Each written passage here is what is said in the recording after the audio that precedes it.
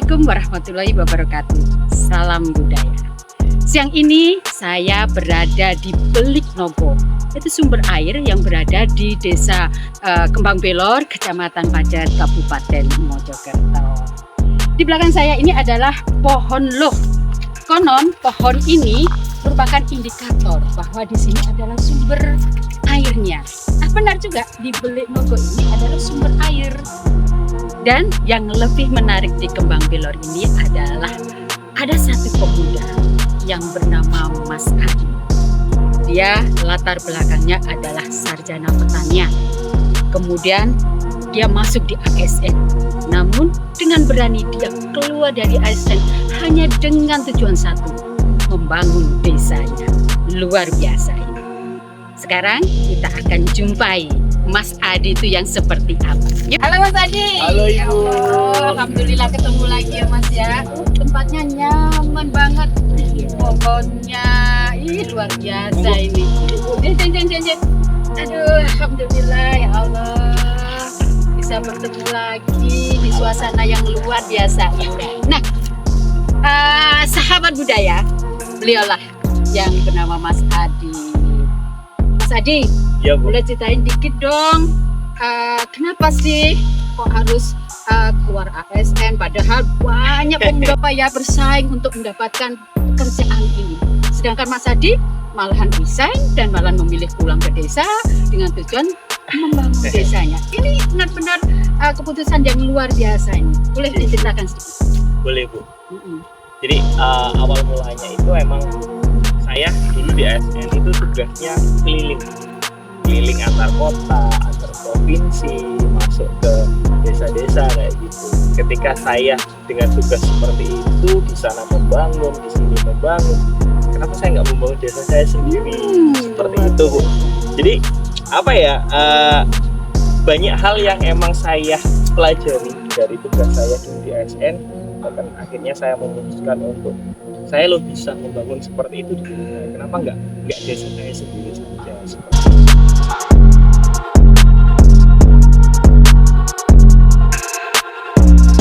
Sobat budaya, ada cita-cita besar dari Mas Adi ini bersama teman-temannya di desa, yaitu ingin membangun museum.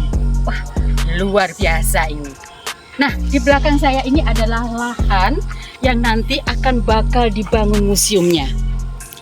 Berapa hektar yang akan dibangun dan kemudian grand desainnya seperti apa, kemudian mau dikemanakan museumnya nanti. Selengkapnya kita akan bincang-bincang dengan Mas Adi. Yuk Mas Adi. Ayo silakan, Bu, monggo. Mas Adi, Iya, Bu, siap. rencana museum ini, kalau boleh tahu penggagasnya siapa sih? Iya. Penggagasnya itu tim, Bu. Kita bareng-bareng sama teman-teman yang bisa dibilang peduli akan budaya dan sebagainya. Terus kenapa memilih membangun museum? Kenapa nggak milih misalnya membangun wahana wisata yang ada mainan anak-anak dan sebagainya? Kenapa harus memilih museum? Fokusnya ada di pendidikan.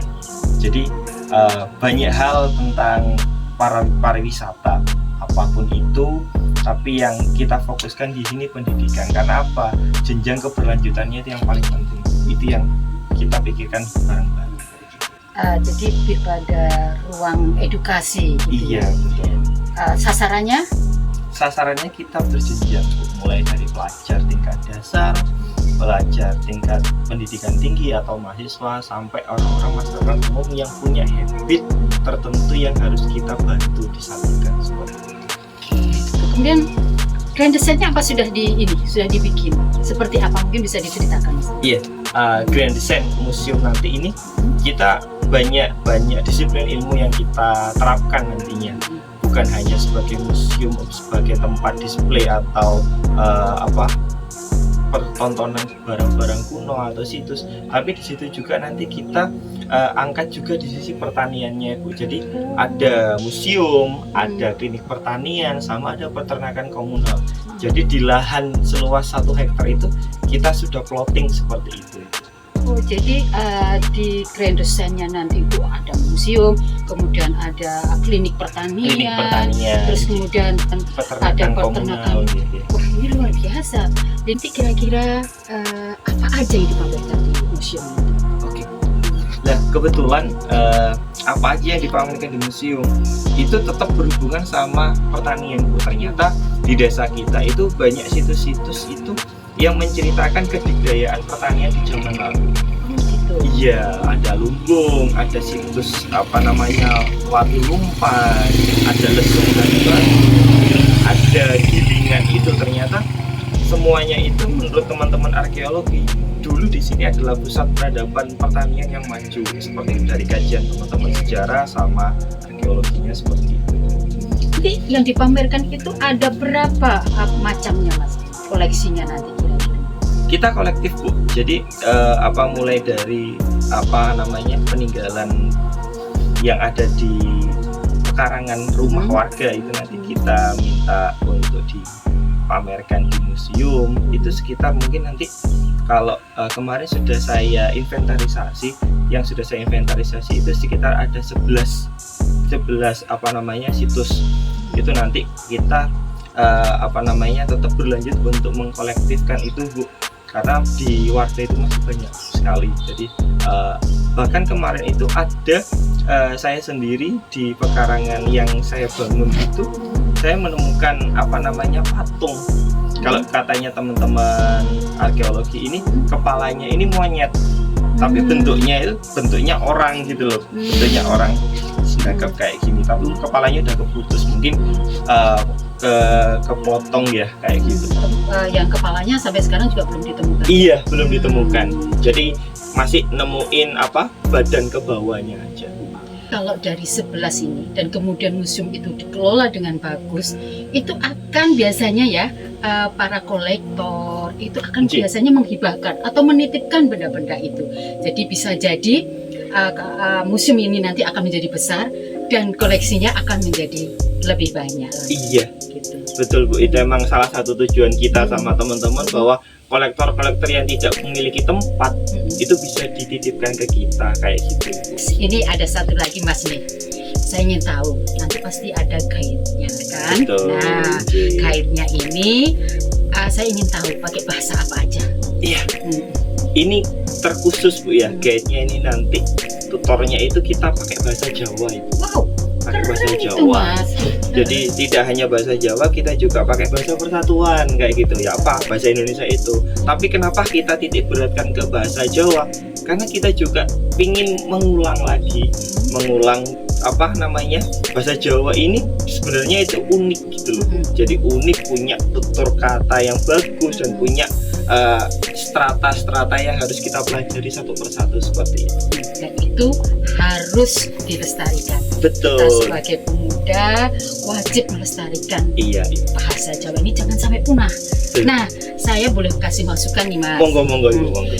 Kalau misalnya memang kita fokuskan pada itu bahasa Jawa, tolong nanti mungkin di pameran, ruang-ruang pamerannya juga dikasih tulisan itu bahasa Jawa. Meskipun ada bahasa Indonesianya, misalnya ini ruang pamerannya dinamai Ruang Bromo. Di bawahnya ada tulisan Jawanya. Apakah ada rencana seperti itu juga? Iya, memang seperti itu, Bu, nanti ke depannya. Jadi biar orang yang tidak mengenal bahasa Jawa atau tidak bisa membaca tulisan Jawa itu sudah tahu bahwa otomatis itu. Dia Iya. Dan sambil belajar juga. Betul, oh, ternyata Ibu. Bromo itu tulisan Jawanya seperti ini. Itu.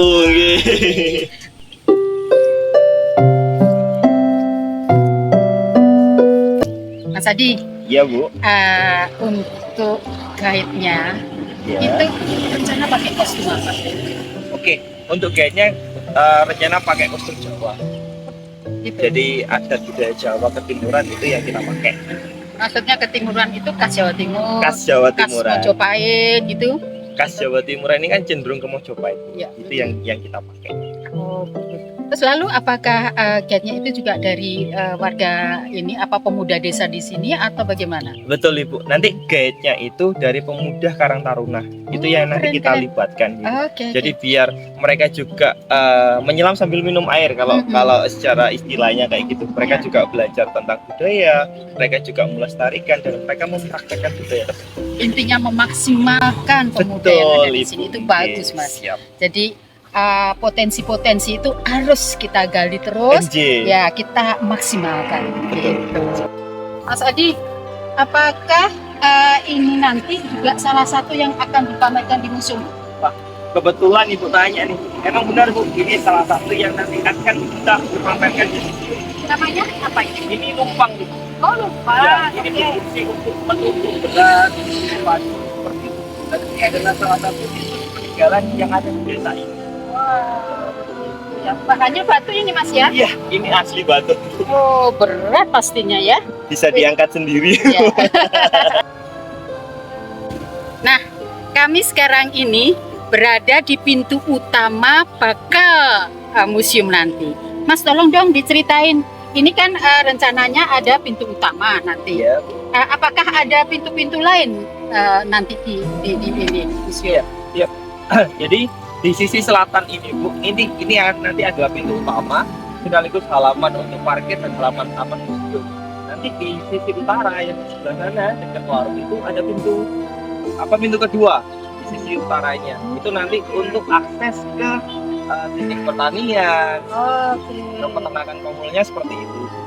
Aku dengar tadi parkirnya juga ada di sini ya Mas? Iya betul Ibu. Parkirnya itu parkir mobil, sepeda motor itu ada di sini Iya. semua. Ini lahan ini kan lapangan. Apakah nanti juga dimanfaatkan? Apa tetap jadi lapangan begini?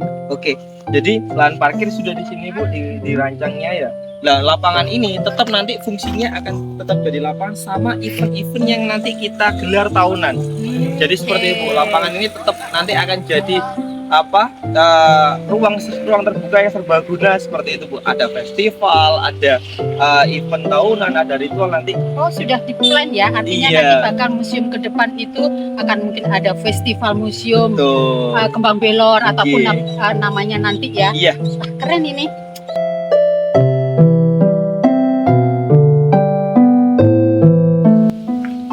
Sobat budaya, setelah tadi kita berbincang-bincang dengan Mas Adi dan dijelaskan bagaimana rencana ke depan museum. Nah, kita akan bertanya sama Mas Adi, apa harapannya untuk museum ini?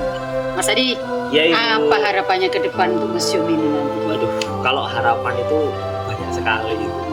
Yang pasti yang paling penting harapan saya sama teman-teman mohon doanya agar rencana besar ini cepat terwujud, lancar dan sukses dan bisa bermanfaat bagi orang.